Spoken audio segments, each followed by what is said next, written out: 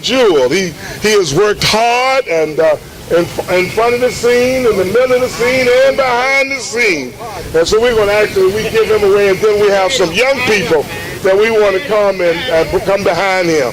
Hands up! Don't shoot! Hands up! Don't shoot! Hands up! Don't shoot! Thank you, Reverend Shannon. Thank all of y'all. This is magnificent.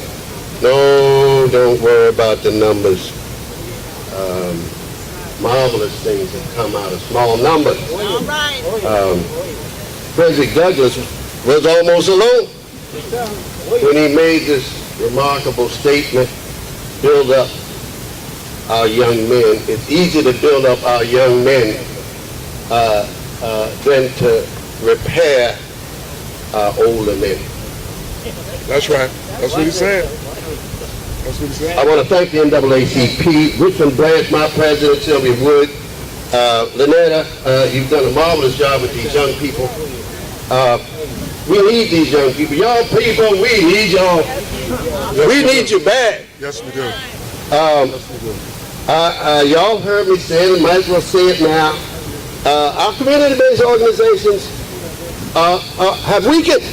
I think they bottomed out and they're coming back. Praise the Lord. Yeah. And I've been saying, the NAACP, I'm a member, ain't CPing.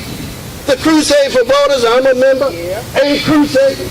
And the Urban League, whose mission is to lift up our economic lifeblood in the black community, ain't leaguing.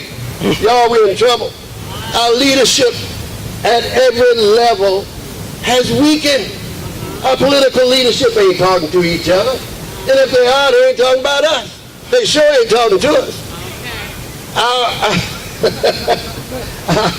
Our clergy leadership, with rare exception, was in action. Our educational leadership, in chaos. Our business leadership, all split up. We got 6 black business organizations in Richmond Metro, and they ain't talking to each other. And our civic leadership is melting into the earth. Y'all, we're in trouble. We're in trouble. The economic crash of '08, the bottom third of the income ladder didn't go into recession that they claimed was over in '09. We went into depression and we're still in it. Yeah. Yet I can't find, out of all the hundreds and thousands of people that I know, you know, find me one economic leader in Richmond, y'all. We're in trouble. And so, yes, we need you young people. We need to raise you up right, educate you as to what these issues are, and show you the way. Again, I'm seeing like little crocus or daffodils popping out of the ground. Brand new organizations, for-profit and not-for-profit. In the last 2 years, they're coming. We need to embrace them and help lift them up. This has not always been our legacy, y'all. The first half of the 20th century, Richmond was considered the capital of the Wall Street of the South in black community. The Black Wall Street of the South. And these filthy politicians bypassed 2 referendums of good people in Jim Crow Richmond not to run I-95 through Jackson Ward, the very heart of that black economy. They went behind the voters' backs and passed it through the General Assembly, and that's why we've got I-95 right through Jackson Ward, the very beginning of destruction of the largest black economy in the South. Look, y'all, that's no different from what they did in Tulsa, Oklahoma. That's right. The only bombing that ever took place from the air in America took place against black people in Tulsa because they had oil and they had money. That's right. That's right. That's the history. Rosewood, Florida was no different. Richmond, Virginia was no different. Rockwood, Maryland was no different. Everything that you can point to, even those who have been lynched, is connected to black folk trying to dig our way out of the economic ditch. Today, economics is the most neglected dimension of black life. And we need black wealth. Black folk got money. Even poor black folk got money. They don't keep it long. But we got no wealth. And without wealth, we got no power. And without power, we can't fix any of the long list of social ills that you can pick off the top of your head as we speak. That requires sustained effort. And so we need power. And as we go along rebuilding, retooling our community-based organizations, add an entrepreneurial element to the baby. Ratchet this thing up and invite others in that we can help lift up. Finally, if it don't make money, it don't make sense. I'm going to say that again. If it don't make dollars, it don't make sense. We have neglected our economy way too long. We owe it to these babies to fix this and fix it now, or we will forever be locked into this economic hell that we're in, and that would be our greatest sin and greatest legacy. But I'm hopeful because y'all are here. Y'all are hearing this, and I'm convinced that God will strike all of us to know that this is a path that we can fix, and we don't have to suffer this god-awful future. So thank you and God bless you. Amen. Hands up! Hands up! Hands up! Don't shoot. Brother Javante, he wanted to come back and make an announcement. And before I do that, we have two high schoolers that want to come and make a statement. Sister Kayla and Askaya. Both of them are attending Goochland High School. All right.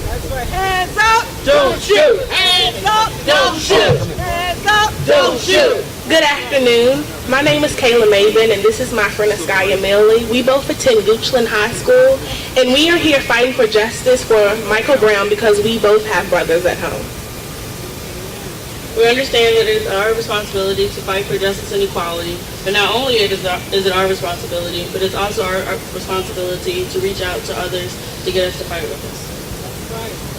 There's a storm out over in the ocean, and it's moving this way. If your soul's not anchored in Jesus, you will surely drift away. Drift away, Lord. Drift away. You will surely drift away. If your soul's not anchored in Jesus, you will surely drift away. Hands up. Don't shoot. Hands up. Don't shoot. All right. All right. Thank you, Brother. Sister Lynetta is going to come and make a quick announcement, and I'm going to get another gentleman's name. I like to get the names of person and present them properly, and then so while I'm getting his name, we'll turn the mic over to you. Okay. First of all, I'm just so full. I'm just so grateful that our young people are stepping up and stepping out. That's what they're doing. They're stepping up and stepping out. And that's what we're doing. We're going to start right in our high schools, then our colleges, and so forth. And then our colleges is going to step back into our high schools, because what we understand is that if we don't get our young people to take ownership of what needs to be done to make a change, that change would not happen. And Mr. I'm sorry, what's his name? He just left it. Marty Jr. Marty is telling the truth. One of the things that we take for granted, if we don't get if we are not empowered economically, okay, if we don't take ownership of our economics, then it's not a lot we're going to be able to do in our schools, in our colleges, in our community, or any place else. So, and that starts with our young people as well. Because one of the things that's really hurting a lot of our young people is a lot of the debt they are accumulating in colleges, that they are accumulating because these marketers are throwing credit cards out here, and then we have all of these payday loans at these corners. And I'm saying this because they make it sound easy, and it's easy sometimes to get in debt, but it's so hard and long to get out. And I just have to use this as one example. I have 2 sons that's in college, and I'm a parent plus mother taking out loans for my children, but at the same time I'm telling them they're going to be the one paying for it. But when I was making arrangements for one of them, the arrangements was pretty reasonable, but do you know, she said, okay, we're setting up a 30-year plan. A 30-year plan for a student loan that was not even over $30,000. Now tell me that's not a setup. Yes. Tell me that's not a setup. Now again, we don't like to talk about these things, but we have to educate our children, and parents, we have got to be proactive for their education. It's a lot, and I know we said we don't have, but just as Monty said, we are able to do whatever we want to do when we want to do it. We just need to rearrange our priorities. They have really got to be rearranged. But I'm just saying, I'm so grateful to these 2 young students that came up. I mean, they were not on the program, but they stepped up and they stepped out, and that's what we're saying. We're gonna, we're gonna dig deeper, and we can have chapters in our school. And it's not about, I must say this, then I'll be finished. This is not about the NAACP as a bubble. We do not operate in a bubble, and we have to stop operating in bubbles. We have to operate collectively. Even this effort right here is a collective effort. This, once we put it out to our partners that we wanted to do this, the NAACP Youth in College, we partnered with the Virginia Alliance Against Mass Incarceration. We partnered with Faith Leaders Moving Forward, African American Initiative. You see the minister from Southern Christian Leadership. We have our college chapters, the Richmond, all our Richmond branches and units. This has just been a total collective effort, and this is how we are operating. Yes. We have to operate collectively. Yes. So again, I just want to say thank you so much for stepping up, stepping out. And it's not about numbers, believe me. That is not what it is about today, but believe me, that's what we will be drawing, because we understand that it takes people to make a difference. Okay, so again, I just want to say thank you so much. And what is it? Hands up. Hands up. Don't shoot. Hands up. Don't shoot. And you know something else? The last one is no justice. No peace. No justice. No peace. And that is a true statement. Okay. Thank you. All right. Amen. Hands up. Don't shoot. Brother Boswell is going to come, and we're going to give him a few minutes, and then we'll have 2 presenters, one after him, which will be Brother Javante. I'll close with the necessary announcement. We have prayer, and then we will dismiss. Amen. All right, Brother Boswell.